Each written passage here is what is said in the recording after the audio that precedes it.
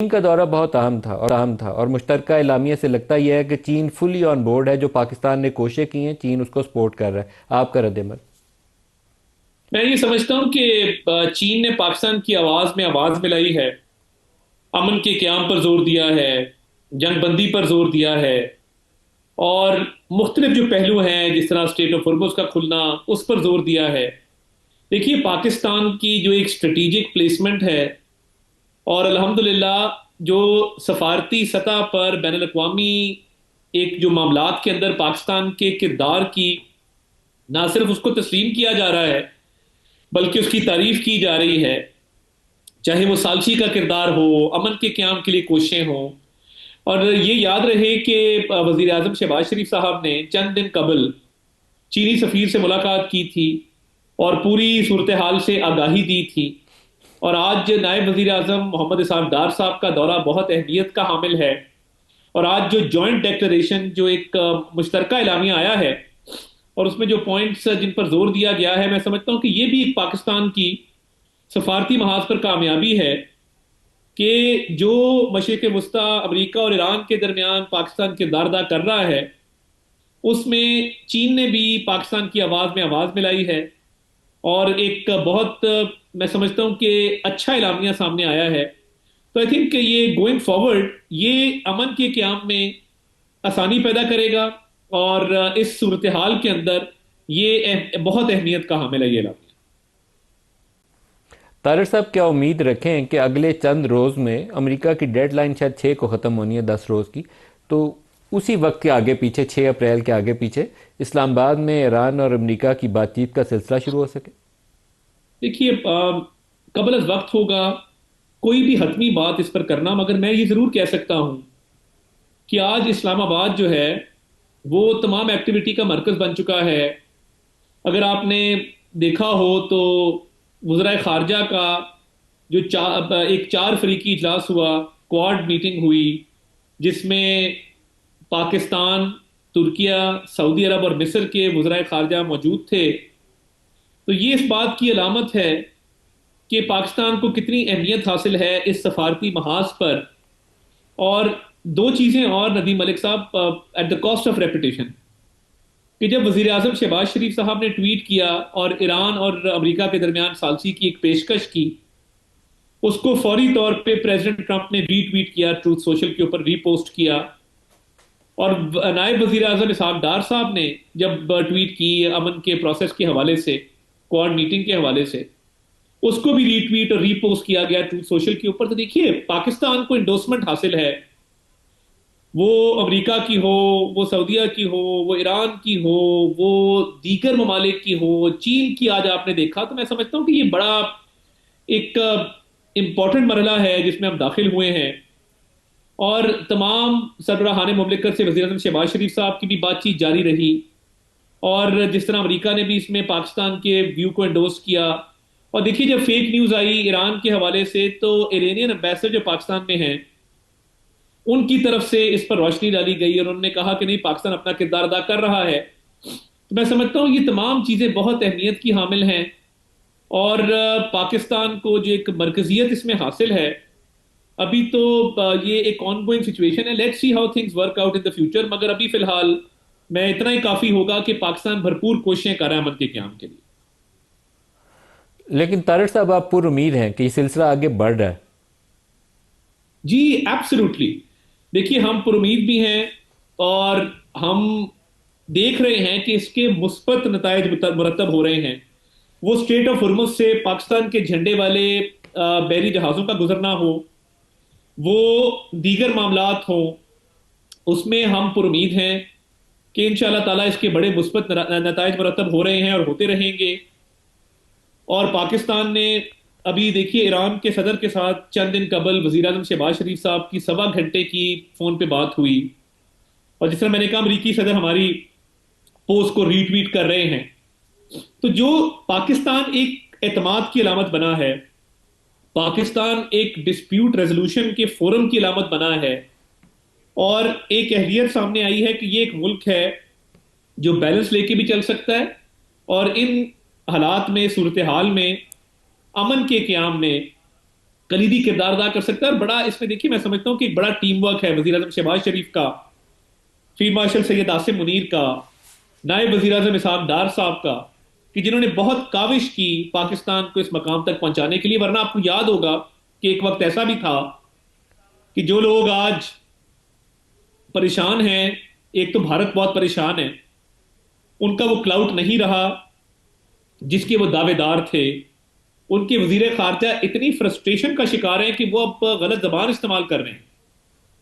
और ये नजर आ रहा है कि उनका मीडिया, उनकी इंटेलिजेंसिया, एकेडमिया उनको तनकीद का निशाना बना रही है। एक वो परेशान है, और एक तरीके इंसाफ वाले काफी हद तक परेशान है, कि जिनके दौर में ईस्ट भी नाराज था, वेस्ट भी नाराज था।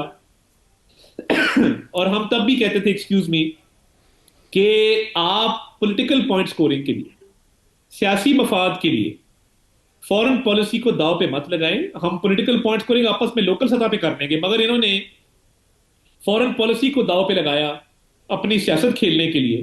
तो इसलिए आज इस सिनारियो में वो आपको इररेलेवेंट नजर आते हैं। अच्छा तारिक साहब, कल एक बहुत ही गैर मामूली इजलास था सदर साहब के पास हुआ, जिसमें वज़रा आला भी बैठे हुए थे, फेडरल गवर्नमेंट भी बैठी हुई थी, प्राइम मिनिस्टर ने आज भी मीटिंग चेयर की, और उसमें 129 अरब की मजमूई कॉस्ट बताई गई है जो अभी तक ली गई है। उससे बड़ा सवाल है जिसके ऊपर मैं चाहता हूँ कि आप थोड़ा सा बयान दें ताकि उस पर बहस खुले, रोशनी डालें। मुस्तकिल इस कॉस्ट को एब्जॉर्ब करने के लिए एक मुमकिन रास्ता यह है कि सारे सूबे अपने हिस्सों से जो डिविजिबल पूल है उसमें से 500-700 हज़ार अरब रुपया एमरजेंसी फंड क्रिएट कर दें ताकि वफाक कॉस्ट एब्जॉर्ब करता रहे। ये एक ऑप्शन है। दूसरा रास्ता यह है कि आप कुछ हिस्सा पास ऑन करें और कुछ हिस्सा सूबे और वफाक मिलकर उठा लें। और थर्डली, उन लोगों का तहफ़्फ़ुज़ है जिसमें ख़ास तौर पर बाइकर्स वगैरह हैं, मोटरसाइकिल सवार हैं, को उनको अगर 500 रुपये का तेल मिलेगा तो वो कैसे डलवाएंगे, तो उनके लिए भी कोई तरीकाकार यकीनन होगा। BISP से उनको कैश डिसबर्समेंट की जा सकती है या नहीं। तो तीनों नुकात के ऊपर आपसे चाहता हूँ कि रोशनी डाल दें। शुक्रिया मलिक साहब। देखिए, पहली बात तो ये कि वजीर आजम ने जैसे ये कशीदगी खित्ते में शुरू हुई, उन्होंने सप्लाई में तातुल नहीं आने दिया। हमने देखे 2 कार्गोज के ऑर्डर प्लेस किए आउटसाइड स्टेट ऑफ हुर्मुस। आप नाए हुर्मुस से बाहर एक शहर है UAE का फुजेरा, वहां से भी फ्यूल आया। एक सऊदी अरब का शहर है रेड सी में यम्बो, वहां से भी फ्यूल आया। तो पाकिस्तान में शॉर्टेज कोई नहीं। हालांकि पाकिस्तान का 80% तेल अब नाए हुर्मुस से आता है। उसके बावजूद ईरान से भी हमारी डिप्लोमेसी जारी रही, उन्होंने भी हमारे टैंकर अलाउ किए। तो ये अल्हम्दुलिल्लाह पाकिस्तान की बरवक्त फैसले थे, और काविश थी कि इंडिया की तरह लाइनें नहीं लगी, फिलीपींस की तरह इमरजेंसी डिक्लेयर नहीं हुई, श्रीलंका की तरह रैशनिंग पे नहीं गए, और तेल वाफिर मिकदार में मौजूद है। चैलेंज क्या है? चैलेंज ये है कि जो ज़र मुबादला के ज़खायर हैं उन पे दबाव आएगा, क्योंकि कीमतें बढ़ रही हैं, और उन पे दबाव आएगा तो महंगाई में इजाफा होता है। और वजीर आजम ने बड़ा बरवक्त, देखिए हमने तनख्वाहें नहीं ली, हमने 50% तेल की कटौती की, 100 अरब रुपए का तारीखी कट लगाया तरक्याती बजट पे, 60% गाड़ियों को ग्राउंड किया, और जो पैसे इकट्ठे हुए, पहले हफ्ते में 24 अरब, दूसरे हफ्ते में 48 अरब, तीसरे हफ्ते में 57 अरब रुपया, कुल 129 अरब रुपया फेडरल गवर्नमेंट ने और वजीर आजम ने खुसूसी काविश करके तेल की कीमतों में तवाज़ुन रखा। पूरी दुनिया में बढ़ रही है, या किल्लत है या कीमतें बढ़ी। पाकिस्तान वाहिद मुल्क है अल्लाह ताला के फजल से कि वज़ीर आज़म शहबाज शरीफ ने अवाम की मुश्किलात को देखते हुए ये 3 हफ्ते बड़ा तवाज़ुन बरकरार किया। मगर देखिए, एक लिमिट है।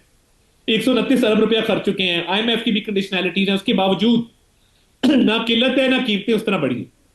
गोइंग फॉरवर्ड वी नो ये सस्टेनेबल नहीं है।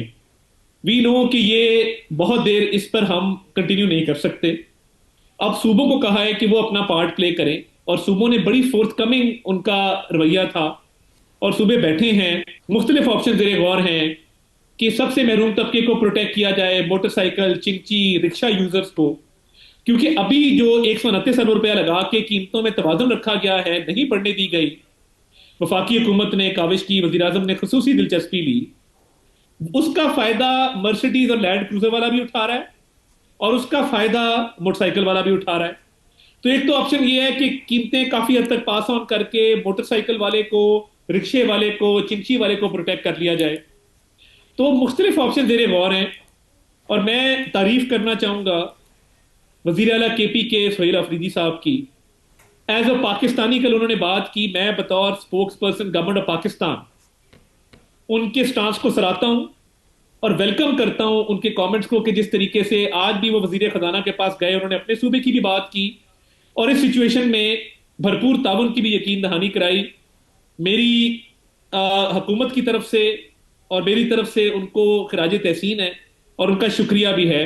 तो उनकी अब क्या सूबों की पेशकश बात थी है। जी मीटिंग के अंदर जिसको आप शाबाश दे रहे हैं? क्या पेशकश थी उनकी स्पेसिफिक? उन्होंने मीटिंग में एक तो ये कहा कि जो बाकी सूबे अपने अपने हवाले से कंट्रीब्यूशन करेंगे अवाम की बेहतरी के लिए, उसमें उन्होंने कहा कि हम भी मुकम्मल ताउन करेंगे।